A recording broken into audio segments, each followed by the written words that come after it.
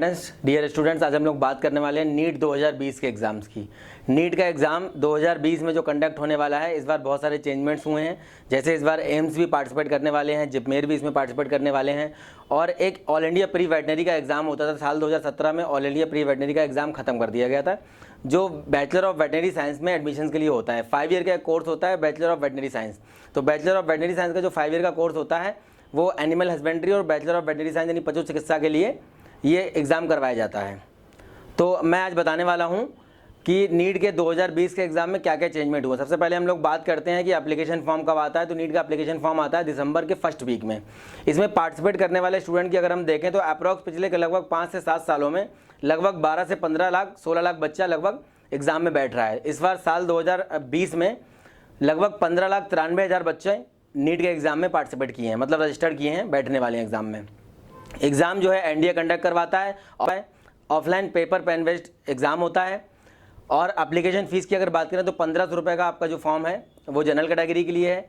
PWD SC ST के लिए form 800 रुपये का है और EWS और OBC नॉन क्रीमिलियर का फॉर्म 1400 रुपये का है। एलिजिबिलिटी की अगर बात करें तो 12th पास मांगते हैं इसमें, जिसमें आपका जनरल कैटेगरी OBC कैटेगरी का 50% मांगते हैं, रिजर्व कैटेगरी के लिए 45% मांगते हैं। एज लिमिट की अगर बात करें तो 17 साल मिनिमम एज लिमिट रखी हुई है और मैक्सिमम एज लिमिट 25 साल करी हुई है।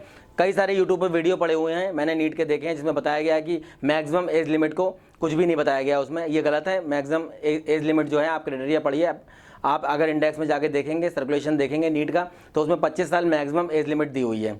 इसके बाद हम लोग बात करते हैं रिजर्वेशन ऑफ सीट्स। जो सीट डिस्ट्रीब्यूशन होता है MBBS BDS या और जो कोर्स करवाते हैं मेडिकल कॉलेज, उनमें जो रिजर्वेशन की अगर हम बात करें तो रिजर्वेशन में आपको जनरल EWS के लिए बात करें तो 10%, SC ST के लिए, SC के लिए 15%, ST के लिए 7.5%, OBC के लिए 27% और PWD के लिए 5%। मैं एक बात और बता दूं, जो एज रिलैक्सेशन की मैंने अभी बात करी थी, जो एज क्राइटेरिया की मैंने बात करी थी, एज क्राइटेरिया में जो 25 साल मैक्सिमम एज इन्होंने कर रखी है, उसमें 5 साल रिजर्व कैटेगरी के लिए इन्होंने दे रखा है रिलैक्सेशन। एग्जाम पैटर्न की अगर हम लोग बात करें तो सब्जेक्ट इसमें फिजिक्स केमिस्ट्री बायोलॉजी सब्जेक्ट के मल्टीपल चॉइस क्वेश्चन पूछे जाते हैं। अगर हम क्वेश्चन पेपर की बात करें तो इसमें आपका ड्यूरेशन 3 आवर्स का होता है। और क्वेश्चन पेपर की अगर बात करें तो फिजिक्स में लगभग 45 क्वेश्चन पूछे जाते हैं, केमिस्ट्री में लगभग 45 क्वेश्चन पूछे जाते हैं, बायोलॉजी में लगभग 90 क्वेश्चन पूछे जाते हैं। तो एवरी क्वेश्चन जो होता है इसमें, एक क्वेश्चन जो होता है वो 4 मार्क्स का होता है। मतलब फिजिक्स आपका 180 नंबर में पूछा जाता है, केमिस्ट्री आपका 180 नंबर में पूछा जाता है, बायोलॉजी आपका 360 नंबर का आता है। टोटल 720 नंबर का ये होता है आपका पेपर। 1/4 की माइनस मार्किंग होती है। 4 गलत क्वेश्चन करने पे आपका 1 नंबर कटता है। लैंग्वेज की अगर बात करें, सबसे मेन इंपॉर्टेंट थिंग, ये पेपर इंडिया के अंदर एक ऐसा पेपर है जो 11 लैंग्वेज में बनता है। इसमें आपका इंग्लिश है, हिंदी है, बंगाली है, उड़िया है, तमिल है, तेलुगु है, उर्दू है, गुजराती है, कन्नड़ है, मराठी है।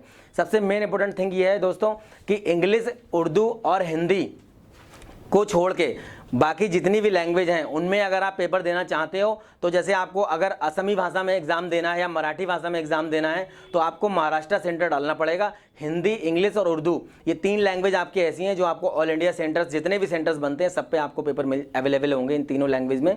इसके बाद हम लोग कट ऑफ की बात करते हैं। अगर हम कट ऑफ परसेंटाइल की बात करें कि परसेंटाइल में कट ऑफ किया जाता है तो जनरल कैटेगरी का कट ऑफ 50% जाता है, EWS OBC SC ST का 40% जाता है और फिजिकली हैंडीकैप स्टूडेंट्स के लिए 45% कट ऑफ जाता है। ये कट ऑफ हाईएस्ट स्कोर के हिसाब से all India common merit list जो बनती है उसके अकॉर्डिंग कम या ज़्यादा भी हो सकता है। अब अगर हम पार्टिसिपेटिंग इंस्टीट्यूट की अगर हम बात करें तो पार्टिसिपेटिंग इंस्टीट्यूट में जो गवर्नमेंट मेडिकल कॉलेज हैं नीट के अंदर, वो लगभग 272 गवर्नमेंट मेडिकल कॉलेज हैं जिसमें 41,388 सीट हैं। प्राइवेट मेडिकल कॉलेज की अगर हम बात करें 260 प्राइवेट मेडिकल कॉलेज हैं जिसमें लगभग 35,540 सीट हैं।